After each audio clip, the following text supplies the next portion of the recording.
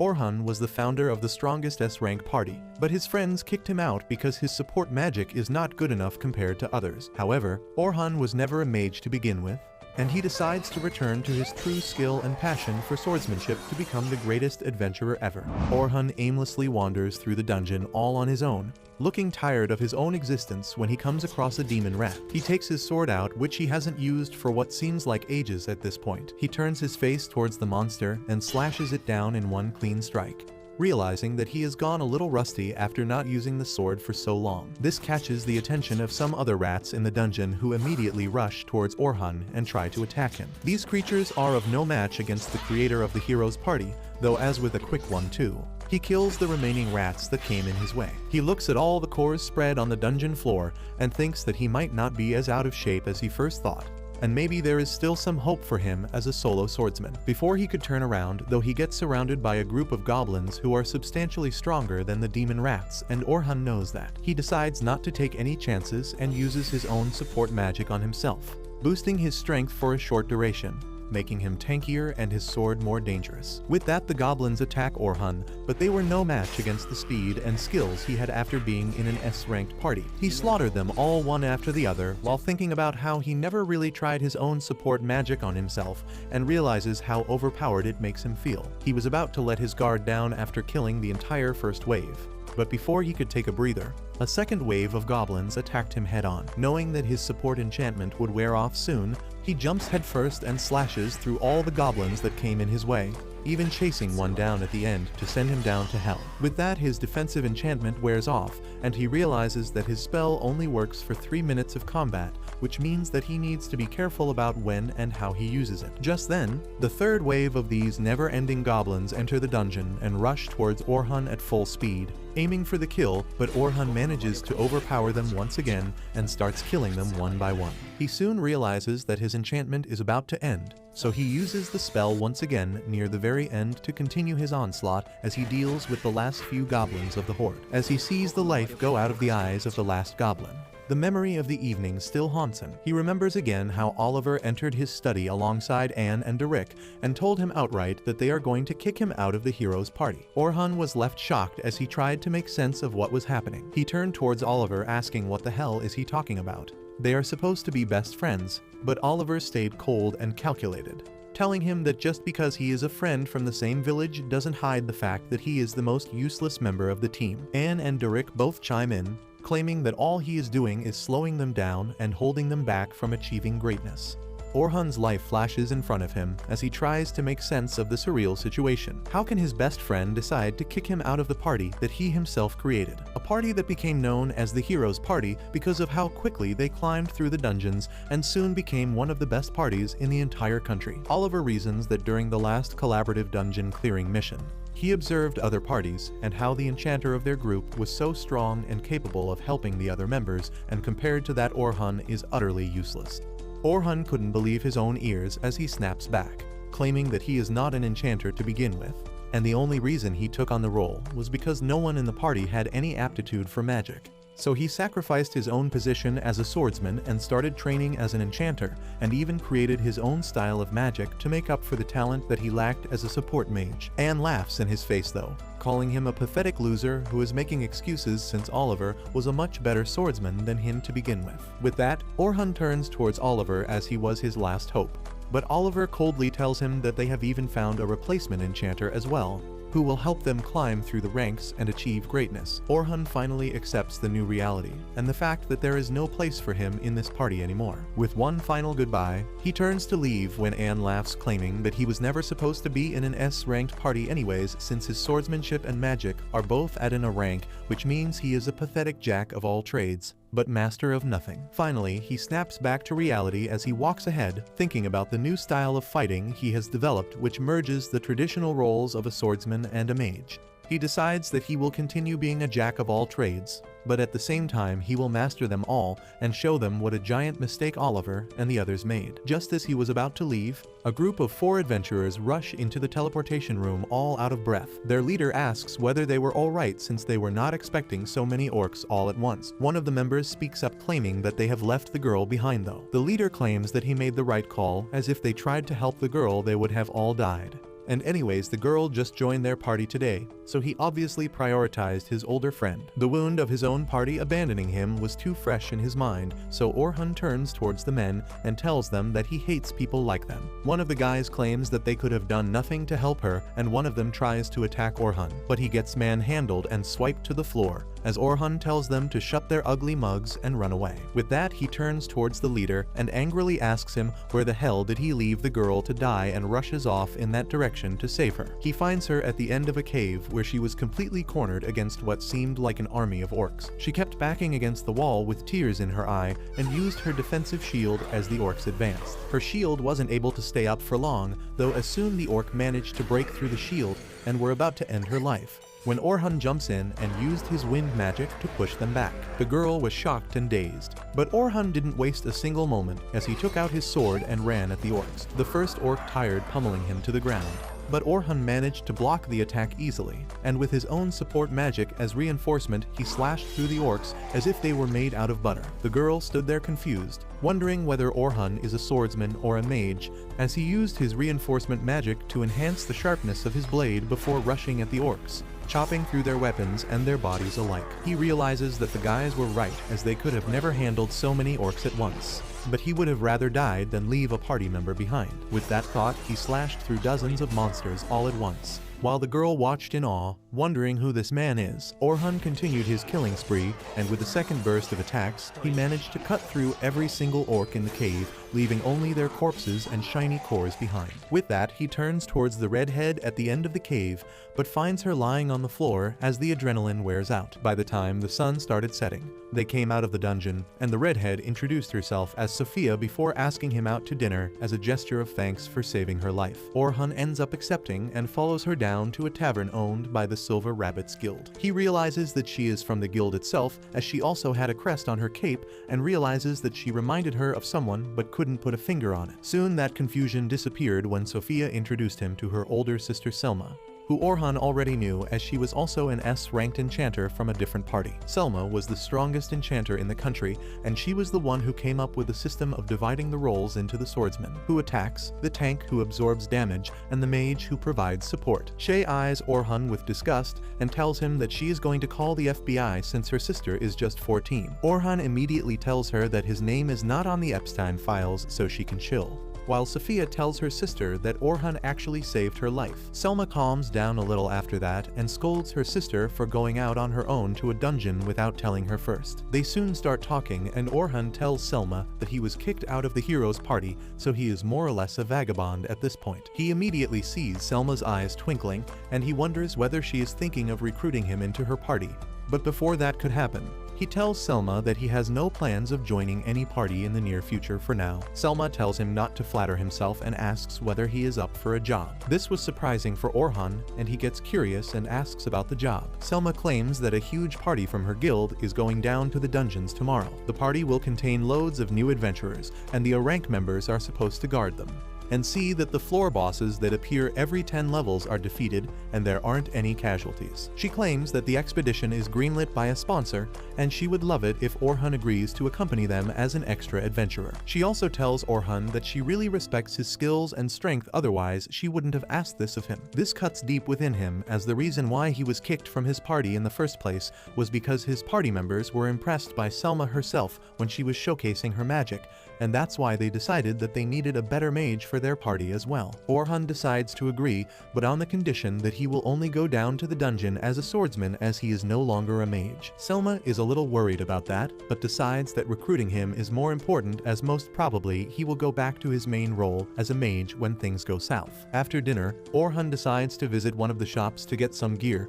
and the old man immediately greets him like an old friend. The old man had been Orhun's armor and weapon guy since the very beginning, when Orhun was no one, and with a heavy heart Orhun reveals that he won't be able to do any more advertisement for him, as he is no longer in the hero's party. He claims that now no one would give about what weapons he uses or where he goes to get his armor, and apologizes to the old man for letting him down. The old man simply smiles and thanks him for everything that he has done till date, claiming that people will still listen to him as he is a genuinely nice person who is strong and will find a way back to the top once again. This surprisingly brings a tear to his eye as he realizes that someone is still counting on him, and he decides to give his all and rebuild himself from the ground up. The next morning, Orhun goes alongside Sophia to meet with the head of the Silver Rabbit clan, known as Vince. He welcomes Orhun to their clan building and introduces himself. Orhun replies that it is an honor for him to meet with the leader of such a powerful clan as the Silver Rabbits. Vince smiles at that, claiming that he doesn't need to be so on edge,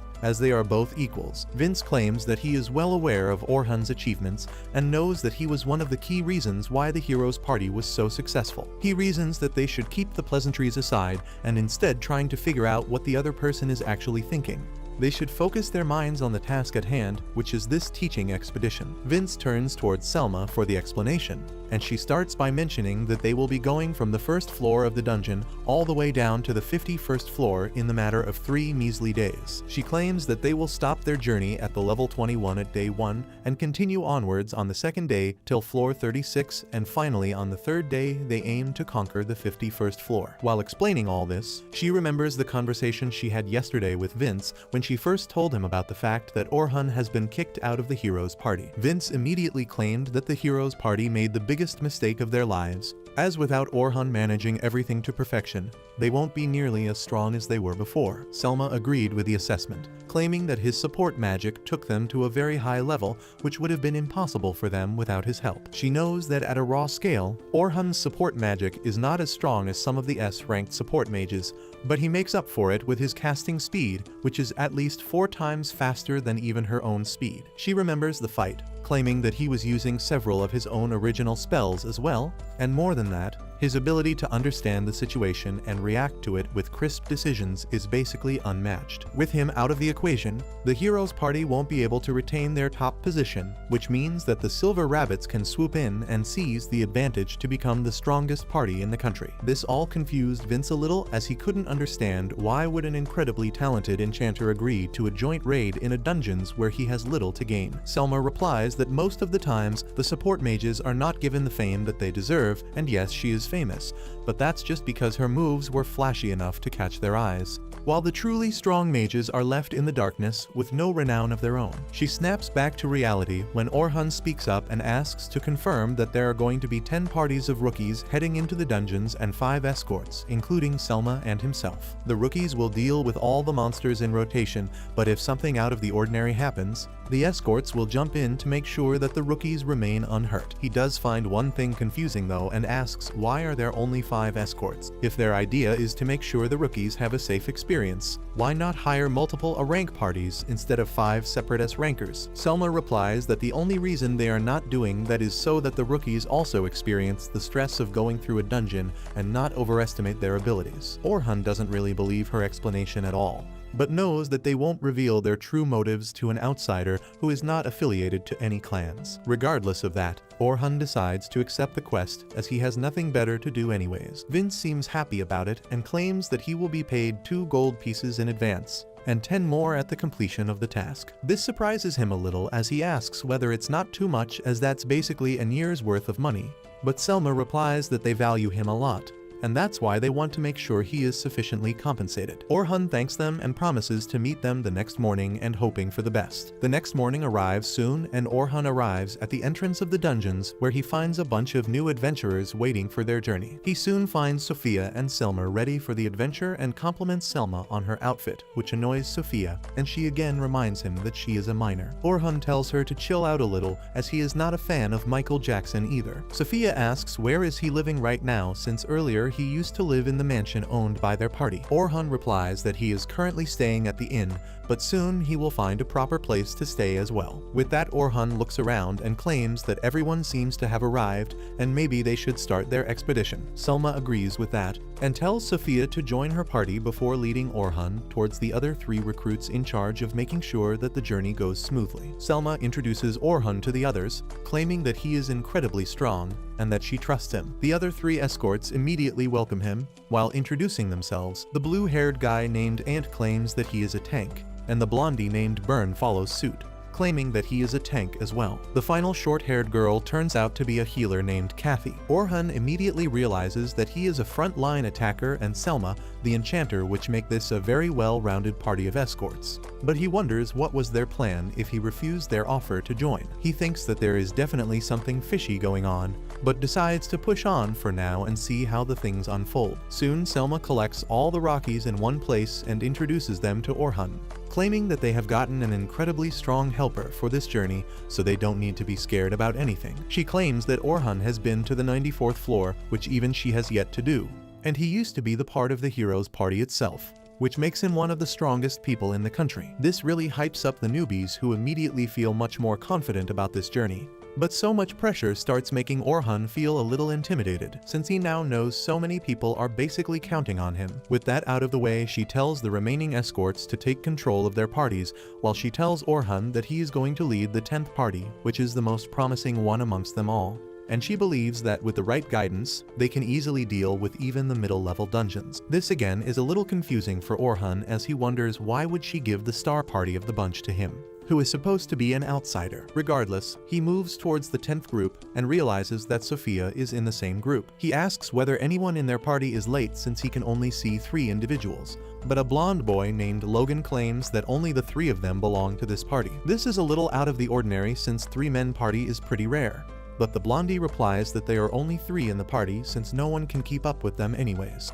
He claims to be the leader of the party, claiming that he is an enchanter who is going to become even better than Selma herself. Orhun immediately realizes that this boy has an attitude problem and wonders whether it will come to bite him in the end, but he moves ahead to the second girl for now. The girl introduces himself as Carol, who is a tank, but Orhun notices that she doesn't seem to have any armor on. He asks whether she will put it on once inside the dungeon, but she replies that she doesn't use any shields or armors. Orhun asks whether that means that she focuses on dodging more than blocking, and Carol replies that he is correct, as she doesn't want any monsters to touch him. Dodge-type tanks are pretty rare, as they usually use their incredible speed and skills to dodge and counter-attack the monsters up close, but that requires actual combat experience that this girl definitely doesn't have. He asks whether the clan didn't warn her of that before, but the blondie replies that the clan told Carol multiple times to act like a normal tank till she gets experience, but she simply ignored them. Orhun soon realized that this might be the star party,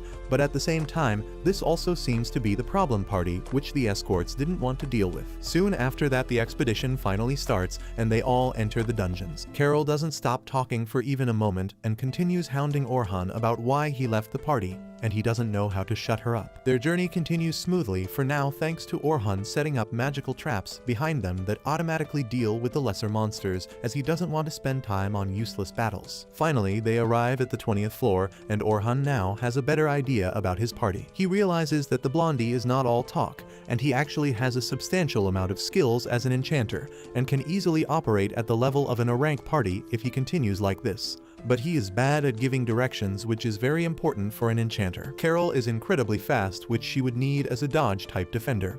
But there are 2 problems with her. She rushes directly at the monsters without a second thought, when her primary role should be making sure their party is defended.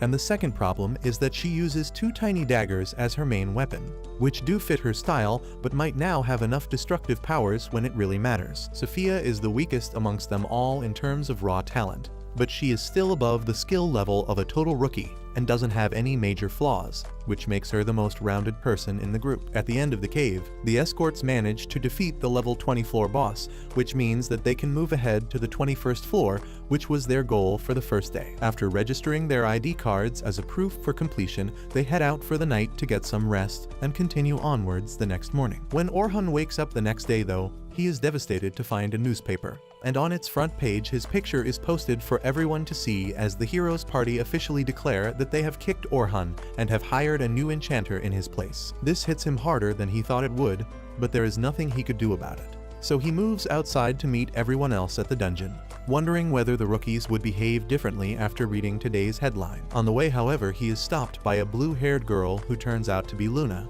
the healer of the heroes party. He remembers how even during his last days, when everyone else was behaving coldly towards him, Luna was always smiling at him and ready to help. The day when he was kicked out, she was out on an errand, otherwise it wouldn't have been so easy for the others to push him out of the party. Luna immediately grabs Orhun's hands and begs him to come back, claiming that she will find a way to make the party understand how much they need him. She brings up their promise of clearing the Great Dungeon together, but that only pisses him off as he declares that the promise was made by the three of them, together, including Oliver, and he is the one who kicked him out of the party. With a wounded heart, he turns around and tells Luna that he is never going to come back to that party ever again and moves ahead towards the dungeon entrance. On the way, Orhun thinks about how he was banished from the heroes' party, and that's what the newspaper clearly mentioned today, which means that all the new recruits probably are confused about what to think of him anymore.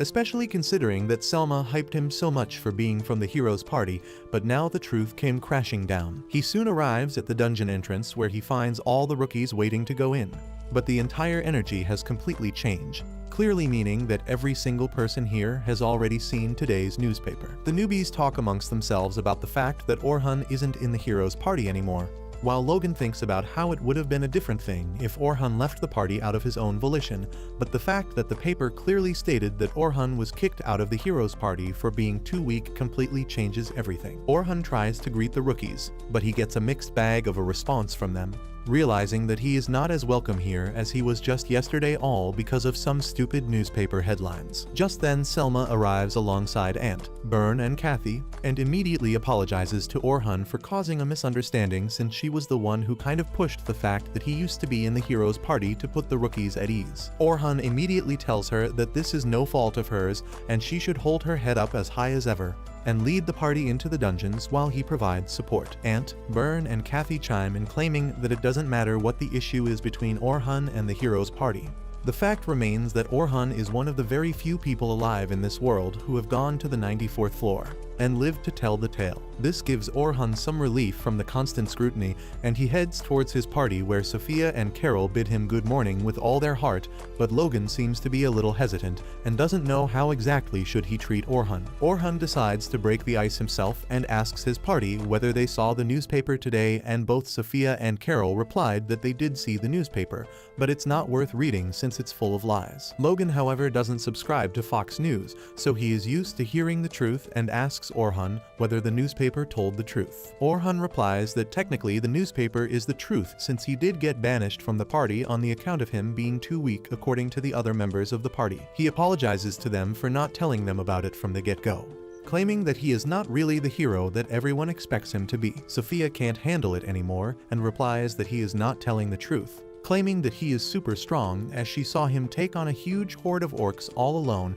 and defeating them without breaking a single sweat. Orhun thanks her for believing in him and tells the rest of their party that even though he is not a party of the heroes' party anymore, he is still capable enough to easily help them reach the 51st floor, and asks them to believe in him. The girls seem to be content with that, but Logan seems disappointed as he feels like he was betrayed. They soon enter the dungeons, and this day, the recruits are supposed to go from the 21st floor till the 35th floor.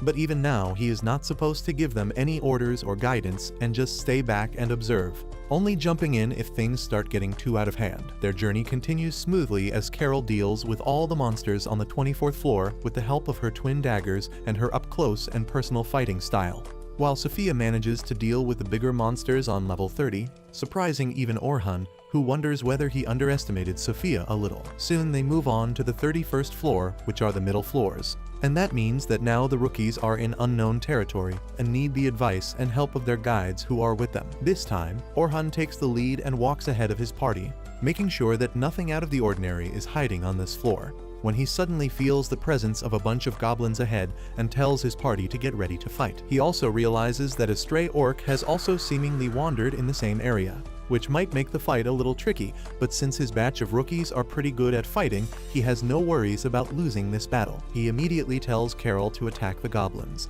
while he tells Sophia to deal with the orc with the help of her long-range magical spells. They both follow his instructions as Sophia immediately jumps into attack mode and starts clashing against the goblins while Sophia gets ready to take on a goblin. Orhun then turns towards Logan, telling him to use his support magic, But before he could even control his sentence, Logan already creates a bunch of magical circles and starts casting agility spells at Carol to help her get an advantage against the goblins. Logan still isn't fully convinced that a person like Orhun should be guiding him in anything, especially since he thinks Orhun's advice is so simple that anyone in his position would do the same. Suddenly things get a little more tricky, though, as the orc triggers Sophia's PTSD and she starts panicking against it, not readying herself for an attack. This could spell disaster for them all, since even Logan is busy with his magic spells focusing on Carol. He helplessly looks at Orhun, wondering what kind of a guide is he, and why isn't he helping Sophia when he suddenly spots Orhun creating a magical sign, which decreases the speed of the orc by a lot. He then moves towards Sophia and tells her to take her time and aim true, as she is much stronger than an orc and shouldn't be afraid of it. Sophia takes a deep breath and then produces a huge fireball which completely destroys the orc into smithereens, surprising everyone in her party including Orhun, who had absolutely no idea that Sophia can use advanced level magic spells. Carol immediately runs back to Sophia and hugs her, while Orhun praises her for an excellent shot. Soon they reach the 35th floor as well, where they end up running into a death tarantula. Logan immediately loses his cool, thinking that they are dead since there is no way they can deal with that thing. But both Sophia and Carol have complete trust in Orhun and stand by waiting for his orders. Orhun immediately tells Logan to use agility up and strength up for Carol while using magic up on Sophia. Logan wonders whether this guy has gone insane, as he is using the same strategy as before with no change, but he decides to follow the orders and uses the spells accordingly. Orhun then tells Carol to engage the monster in close quarters combat and make sure to keep its attention on herself. Carol nods in agreement and immediately runs ahead at the tarantula. Logan tries to stop her, but Orhun stops him, claiming that if he goes up in front, they all will be at a huge disadvantage, so they should wait and watch. Orhun then tells Sophia to jump on the monster and slash its back to shred, and Sophia immediately understands the assignment, jumping on top of its head and running her blade on it from front to back. Orhun then tells her to keep its attention to her, but she has to be careful as the spider is venomous, so she must dodge all the attacks without fail. The spider starts trying to stab Carol with its pointy legs,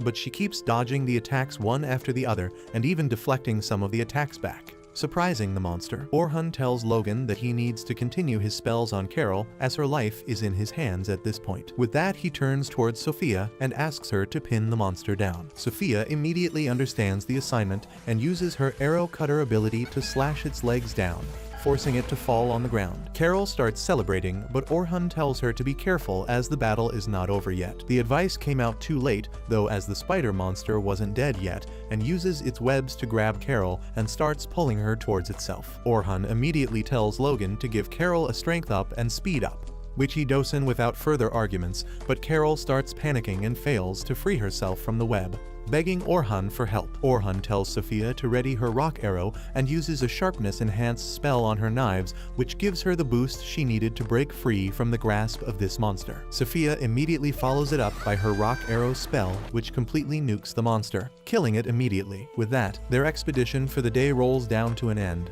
and Orhun praises Logan for his use of his support spells, as without those, his party wouldn't have been able to win today's battles. By the time they exit the caves, the sun starts setting and Selma congratulates all the rookies on their achievements till date, claiming that they have all done a terrific job till now and the last step of their journey will happen tomorrow, so they need to rest and eat properly. With that, they all depart their own ways when Orhun is stopped by Ant and Burn, who call him out for a lunch, and after thinking for a while, Orhun accepts the offer, as it's not every day someone offers to treat him. On their way back to the city, Logan asks Sophia about the encounter she had where Orhun first saved her life and asks about the specifics, like what kind of spells was he using. Sophia tries to remember and replies that he used a wind blast first and then also used some magic to enhance his sword before slicing each and every orc into shreds. Logan realizes that something is very different about Orhun, since today he noticed that Orhun very casually used a spell to reduce the agility of the orc, which was moving towards Sophia. These kind of magic spells are known as debuffs, and are incredibly hard to do. Even the most incredibly talented mages like Selma herself can barely use a single debuff in a couple of days, that too with a bunch of prep. Moreover, Orhun acted like a perfect spellcaster,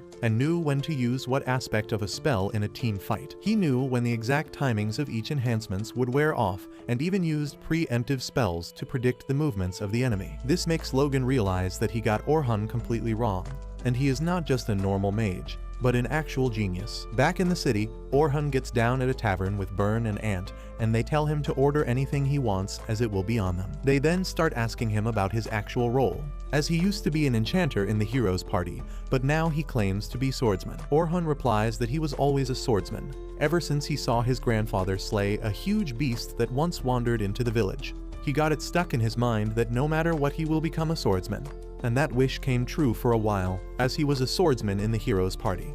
But then as they started moving to the lower levels, their pace started to slow down a little as the intensity and strength of the monsters they were encountering was increasing. At the same time, Selma popularized the team strategy where everyone depended on the enchanter for decisions, so they themselves decided to follow the same strategy. Unfortunately, since their entire party had no person with the affinity to become an enchanter, their best choice was Orhun, and for the sake of the party, he decided to let go his podium as a swordsman and became an enchanter. He starts thinking bitterly that how the hero's party has zero chances of clearing the next levels anymore, but decides that it's not worth it to think about all that anymore. He then tells the boys that he now wants to become the most well-rounded swordsman who can deal with even the lower level floors on his own without the need of any party, not knowing that the very next day, the hero's party was going to pay him a visit in the very dungeons he aimed to conquer.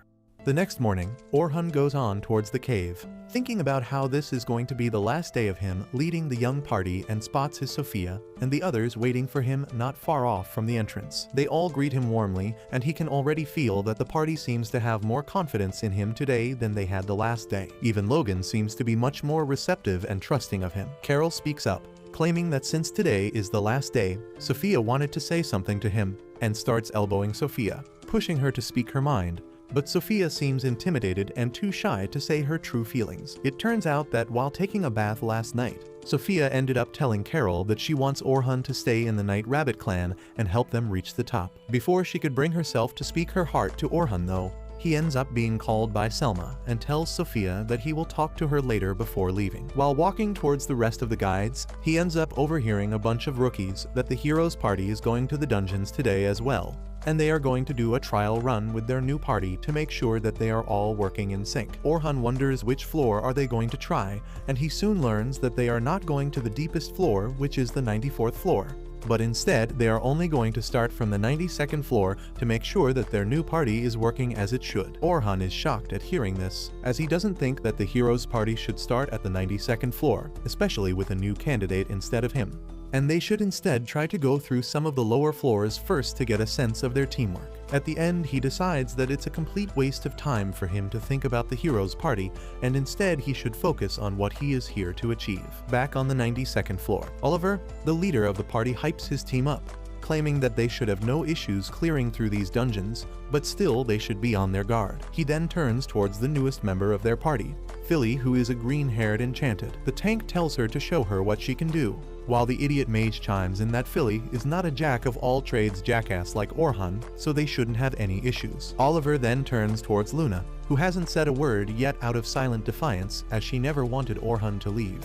But Oliver believes that after this dungeon run, even Luna will have to agree that their decision was correct and Orhun was the problem. It turns out that Luna wasn't even a part of the plan that Oliver and the others hatched to kick Orhun out of the gang. She only got to know about it the evening when Oliver was congratulating Philly for making it into the party and threw a welcome party in her honor. Anne and Derek both made fun of Orhun, claiming that now that they have a real enchanter instead of a good-for-nothing jack-of-all, they should complete the dungeon and make it to the 100th floor in no time. Anne even told Philly that apparently they have a shit ton of money, but Orhun was so careful with the spending that he never really went all out on anything for their personal needs. Philly gets a little uncomfortable, asking whether the party funds are not for just the party and not for any personal use. But Anne waves her thoughts away by claiming that they had loads of money, and what good is money for if you don't even know how to spend it. Oliver speaks up in the middle though and tells them that they should be done with the Orhun talks by now and move on, as he is irrelevant for them at this point. Just as they raise their glasses in the honor of Philly joining their party,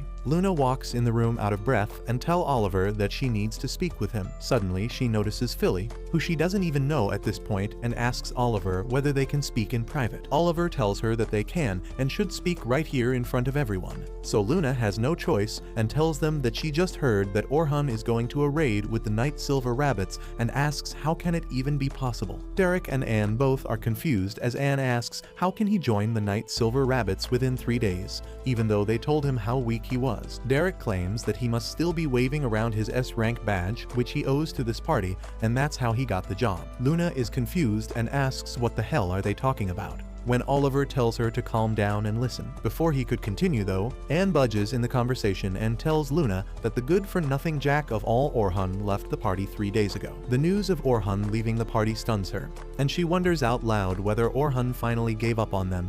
But Derek, the giant idiot, opens his big mouth and tells her that it's the other way. Orhun didn't leave the party. They are the ones who forcefully kicked him out of the party as he was a loser. Luna is shocked and turns towards Oliver asking whether this is the truth. Oliver calmly replies that they are telling the truth and tries to introduce her to Philly, the new member. Luna immediately cuts him off though, claiming that she made it clear that she will oppose anyone taking Orhun's place, which annoys the Zero-ick tank, who screams at her to shut up as the new member is trying to greet her. Oliver calms Derek down though and tries to reason with Luna, claiming that Orhun is not good enough for their party anymore and he would just be weighing them down at this point. Luna claims that she doesn't agree to any of this, as Orhun is the core of the party, and she is the main reason they ever even got this far in the first place, and tells Oliver that there is no way they could make it any further without him. And the ass chimes in that she is the only one who thinks that Orhun was anything special, and anyways nothing could be done now as the decision has already been made and Orhun has been kicked out. Oliver tells Luna that they need to talk about immediate plans right now and claims that since this is the first time they would all be working alongside Philly,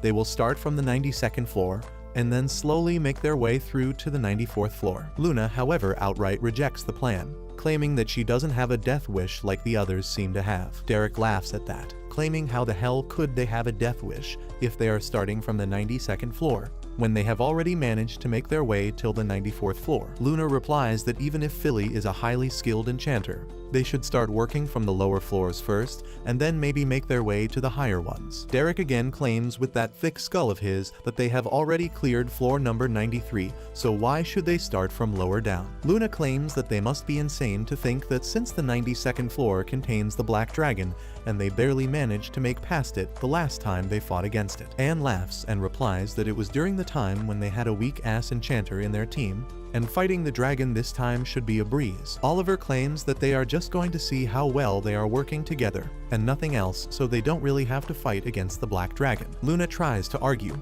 claiming that even then they should start from much lower down, but Oliver cuts her off, claiming that the decision has already been made and it can't be changed now. Back in the reality, the heroes party comes face to face against the mammoth of the 92nd floor, which was defeated pretty easily last time, but this time they seem to be having some troubles with it. Oliver runs at the mammoth and tries to strike it with his sword, but the mammoth manages to block the attack, pushing Oliver back to cover, while Derek gets ready for any counterattacks. Once behind the cover, Oliver's buff wears out, and he realizes that every single time the buffs wear out, his body feels like it's being weighed down by a lot of weight. He turns around and asks Philly why are their buffs wearing down so quickly. Philly replies that she hasn't yet figured out how all of they fight together, so it should get better. This surprises Oliver a little as he remembers how Orhun managed to figure everything out about them within the first few hours of their first day together in the dungeon. The mammoth suddenly uses an energy blast aimed at Derek, who tries to block, but ends up slipping, and the beam gets redirected at Anne, who screams at Derek for being an idiot. Even Derek wonders why his blocks aren't as effective, as this power blast should have been an easy thing for him to block. Anne decides to jump in the fray and shoots her fire blasts at the monster, but they barely tickle the mammoth, which confuses Oliver, and he shouts at Anne to take it seriously.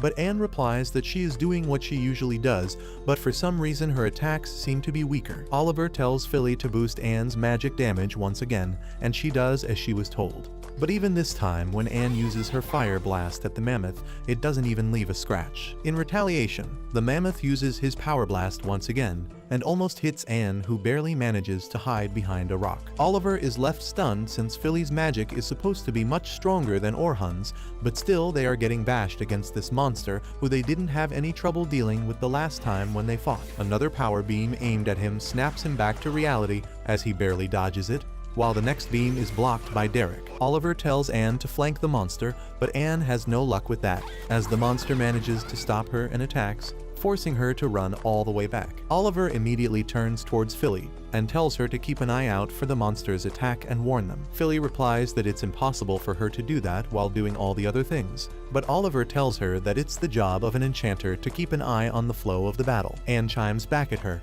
claiming that she is completely useless and they should have never taken her in the party. Oliver realizes that none of them seem to be as strong as they are used to be, and he isn't even able to draw the full power of his sword. In theory, Philly's magic should give them a massive power boost, so what exactly is going wrong? Before they could decide what to do next, the black dragon emerges from the depths of the dungeons and starts flying towards them. Luna starts sweating out of fear and screams that they need to leave this place as soon as possible. The dragon descends down to the ground, crushing the mammoth beneath him without any issue. Oliver is shocked, as he wonders why the hell is the black dragon coming out of his place, and this shouldn't happen. But he still refuses to leave, claiming that they have defeated him once, and they will do it all over again. Derek immediately gets in position to block its fireball attack, but to his surprise, he is nowhere near as strong and immediately gets blasted back. Anne tries to use her fireball, but even after hiding behind a rock, she gets blasted and is knocked out cold. Luna immediately tells Oliver that they need to escape, but Oliver simply tells Philly to buff her and then charges up his strongest attack against the dragon's fireball and attacks at the same time, barely managing to hold his own as he is swept back by the shockwave. He drops to a knee, confused and dazed, not knowing what to do. But Luna quickly gathers him and tells him that they must use an emergency teleport crystal or else they would die here. Philly claims that the emergency teleport, however, will send them to a lower ranked boss room directly, and they would have to fight it, but Luna claims that they have no other options. Oliver aggress and grabs the rest of his team and opens the portal to escape, but before they could step through it, the dragon dives in with an attack, pushing them back, and to their absolute horror, enters into the portal before disappearing. Derek at first thought that it was for the best, but Luna tells them that this is the worst thing that could have happened, and now some low-rank adventure party will die at the hands of the dragon. She claims that they must return back to the guild and have them force teleport anyone in the dungeon. Oliver agrees and they start running outside. And that's when Luna tells them that the reason why they felt so weak was because Orhun developed some original spells which increased the strength of any of his magic attacks by 50 times. Philly is shocked as even Selma could only do a 10 times increase, but Luna tells them that it's the truth, and that's why they felt that they were too strong. In actuality, they are only strong if they are with Orhun. Otherwise, they are nothing but a mediocre group of adventurers. Oliver, however, refuses to believe that and vows to kill the dragon without Orhun as they all run towards the guild house, hoping the dragon didn't claim any lives yet. Back on the 50th floor, Orhun tells his party that once they reach the 51st floor, their goal will be completed and they will return back for the day with the help of the teleportation crystal. All his party members nod their heads in agreement. But Orhun gets a bad feeling in his stomach about it. He looks around himself but finds nothing amiss. He then looks up at the dark sky with clouds covering the sun completely, and wonders why is he getting this feeling. Everything seems to be going fine right now, and soon enough they will fight the floor boss, which wouldn't be any big deal for any of the guides, and then they can all call it a day and head back home with their mission, a complete success. So why is he getting this weird feeling warning him that something has gone terribly wrong and they all must leave right now? Carol's voice breaks through his thoughts as she asks Orhun, what kind of monsters can they all expect to fight against this time? Orhun notices the excitement in her eyes and tells her that she is supposed to be a tank whose main job is protecting their other teammates. She can't simply run at the enemies hoping to kill them all by herself. Carol doesn't seem to agree though, and replies that if she can deal with all the enemies on her own, then she is technically making the job of her teammates easier and they won't be in any sort of danger. Moreover, she believes that the job of a tank is to be at the front lines, and that's what she does every single time. time, and she immediately starts asking for even more advice on how she can fight even better. Orhun lets out a sigh of exhaustion and tells her that she should start learning how to work as a team,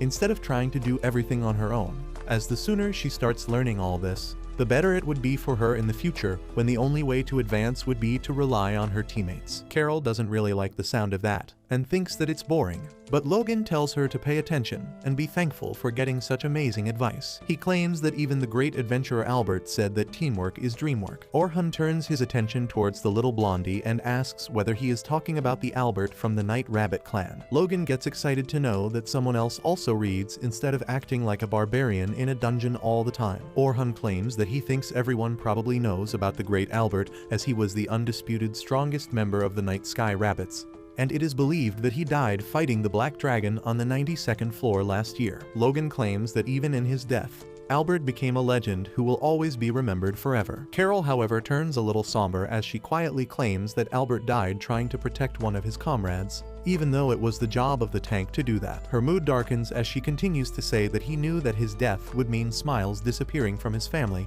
but he didn't really care. That's why she thinks that the best way of being a defender is to keep the one you are protecting far away from you at all times. She concludes by saying that if she fights alone on the front line while her team stays behind, then they won't be in any danger and will be able to run away if things go south. Orhun notices the pain on Carol's face and decides that this is above his pay grade, and as an outsider, he probably shouldn't pry any further. He decides to lift the moods a little and tells Carol that he will be counting on her today to deal with the enemies. And immediately her face lights up like before as she tells him to leave it to her. Sophia, the attention hoe, immediately decides to turn back everyone's gaze on her, as she tries being a pick-me and asks Orhun what are the things that she lacks and how she can get better as a teammate and as a mage. Hearing this, Logan also chimes in, claiming that even he wants to know how he can better himself. Orhun tells them all to calm down and moves ahead into the 36th floor, where the newbies start warming up. Selma calls out to Orhun, claiming that today will be their last day,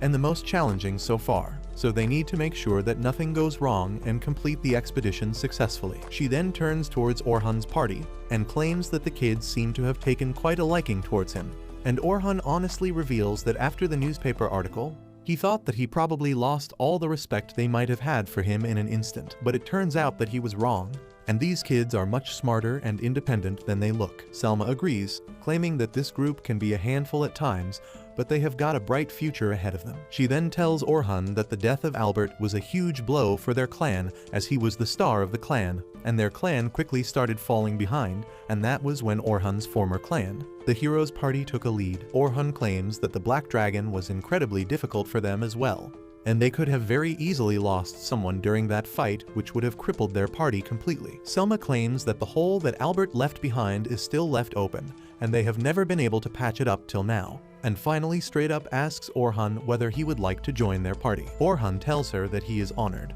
but replies that a party doesn't have any need for two enchanters, especially if one of those enchanters is the best sorcerer of the continent. Selma blushes, but replies that she didn't mean as an enchanter, but as a swordsman. This catches him off guard, but Selma tells him that she will be observing him today and see what kind of skills he has as a swordsman. Soon enough, all of them split up into their own groups, and Orhun is left alone with the three newbies that he is supposed to monitor. Carol asks why are they splitting up so much, as she doesn't really like the idea of getting lost in the labyrinth of these caves. Orhun laughs, claiming that this is a good exercise for them, as a lot of times a party has to split up in order to check multiple passageways at the same time and find the one which leads to the boss room. That's why the clans with a lot of members like the Night Sky Rabbits are always at an advantage, as they can check the entire cave system very quickly. Logan claims that Orhun has gone to the deepest floor that anyone has ever seen, so they shouldn't face any problems here, while Selma and Carol surround her, asking what the dungeon looks like on the deeper levels and what kinds of monsters can be seen there. Orhun replies that the deep floors start at around level 72, and the ecosystem changes and becomes a rugged snowy mountain with frequent blizzard and snowstorms and ice lizards who lurk in the darkness waiting for you to fall asleep. With that, Orhun tells them to focus on the task at hand, as he doesn't want them to be freaked out at this point, and they move deeper into the dungeon. The entire cave seems to be empty, which makes it feel very eerie, and Logan claims that they haven't seen a single monster on this floor yet. He turns towards Orhun and asks whether the 40th floor is usually like this. Orhun shakes his head, while the knot inside his stomach tightens as he wonders whether his gut feeling was right, and there is indeed something very wrong with the dungeon today. Carol starts making a ruckus about how she wants to fight some monsters already, when from behind one of the rocks, a blue goblin emerges. Carol is overjoyed to finally see a monster and immediately rushes at it without a second thought. Orhun tries to stop Carol, but she was too far gone. So he quickly uses his agility down debuff to reduce the speed of the goblin, which helps Carol kill him in a single quick attack. She starts celebrating, but Orhun tells her not to rush at the enemies without thinking. He claims that the blue goblins are really fast and strong, and she could have been in danger, which would force both Logan and Sophia out of position and endanger them as well. Carol recognizes her mistake, so to soften the blow, Orhun decides to teach her a style of active defense, and explains that she needs to focus on the enemy's movements and attack at the right moment, which would be just before they can launch their own attack. This will stop their attack from ever happening and give the rest of her party an incredible advantage. Carol hears it in awe, but soon Logan shoves her aside and asks for some guidance as well. He tells them to turn around as two wolf monsters run at them from behind. Before they could even come anywhere near, a magical trap activates and spikes them in the body. Orhun tells Logan that he should start with the trap spells, which would let his team focus on the enemy in front of him instead of being worried about what might attack them from behind. Logan hears every single thing enthusiastically as he thinks in his mind that he wants to become a mage just like Orhun in every single regard. Orhun then turns towards Sophia and tells her that she should start learning how to use 2 magic spells at once. She replies that it sounds complicated, but Orhun promises that it isn't as difficult as it sounds, and anyone can use 2 magical spells at once with a little bit of practice. He claims that the advanced levercasters can even use a dozen magic spells at once. Sophia is shocked to hear this, and asks why can't she simply learn how to use the stronger versions of the current magic that she uses, and Orhun explains that using stronger magic attacks requires time to process them and get them ready, which leads to a bunch of downtime during which they are completely vulnerable and can't really do anything about it. If she learns how to use multiple spells, she can ready a second spell preemptively while her first one is about to fire. This way her downtime would be damn near zero, and she wouldn't have to face any vulnerability during her fights. With that, they finally manage to reach the boss room where the guides come together and tell the newbies to stand behind and watch while they deal with the boss. Orhun enters the boss room with the others and tells them to focus on attacks as he will try to support them as much as he can. With that, the fight begins and Orhun immediately goes on the offensive as he seizes the perfect moment to attack and slashes at the monster's legs just as it was to attack, causing it to stumble back. Before the monster could back off and regain his balance though, Orhun had already placed a trap behind, which creates a wall behind the boss and stops him from dodging. Selma immediately uses multicast magic, creating 5 magic circles all at once and attacks, while the tank blocks the attack and the other swordsman finishes the fight with a single slash of his sword. The newbies watch in awe as the fight was over in an instant. Logan can't believe the precision with which these rankers fight, as there was never a wasted step, and everything was picture perfect. With that, the expedition moves forward, clearing one level after the other and finally reaching floor number 50's boss room. The boss turns out to be a giant crab with damn near indestructible shell. Selma tells Orhun that he is the strongest amongst them, and if he can slash through the giant claw of the crab, the rest of them can deal with it, and they can all return back home for a feast. Orhun smiles and takes out his sword, confidently moving towards the giant monster, while the tank tells him to be careful as the crab's shell is supposed to be incredibly hard and very difficult to break through. Orhun doesn't seem to care though, as he jumps in the air and smashes his sword against the crab's joint, effortlessly slashing through its giant claw, which removes the one threat that they had to be careful about. With that out of the way, Selma and the others easily deal with the monster, and everyone claps as the expedition finally comes to an end and they all get ready to head back. Their celebration is cut short though, when Orhun feels an immense sense of dread and suddenly the reality itself breaks and the black dragon emerges from the rift, flying straight towards them. But that's where this video ends. Remember to like and subscribe to the channel. Thanks for watching, and I'll see you next time.